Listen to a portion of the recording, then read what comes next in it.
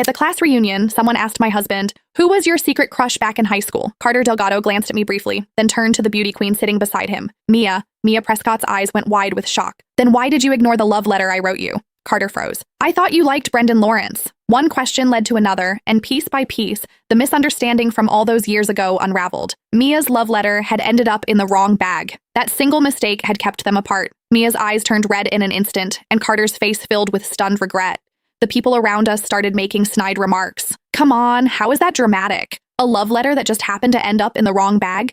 You don't think someone might have switched it on purpose?" The air went dead. Every pair of eyes in the room turned to me. Most of our classmates had no idea that Carter and I had been married for 5 years. All they remembered was that I was the ugly duckling who'd shamelessly chased after Carter Delgado back in the day. I turned to look at him. I wanted him to say something. Anything.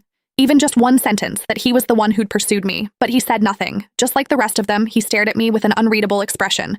In that moment, I slipped the wedding ring off my finger, the one I'd worn for 5 years, and told myself it was over. A few more rounds of drinks passed. Mia ran over to Carter's side, tears streaming down her face like rain on cherry blossoms, and they poured their hearts out to each other. "I can't believe it was all just a misunderstanding. If only I'd written your name at the top of that letter, then you wouldn't have thought that the person I liked was someone else." Carter's gaze was heavy, full of regret. No one could have predicted it, that things would turn out this way. Mia grew more emotional, drinking more than she should have. Carter stayed beside her the entire time, gently patting her back, even handing her a glass of hangover remedy. From start to finish, he never once looked at me. The excited chatter around us swelled. Who would have thought? A crush that fizzled out years ago actually gets a second chance 8 years later. So the Delgado prodigy from our business school really did have a thing for the Prescott beauty queen? If they'd gotten together back then, their kid would probably be in preschool by now. Then someone else chimed in, voice dripping with spite. Exactly. If certain people hadn't thrown themselves at Carter so shamelessly, maybe those two wouldn't have spent all these years apart. Their gazes drifted toward me, one by one.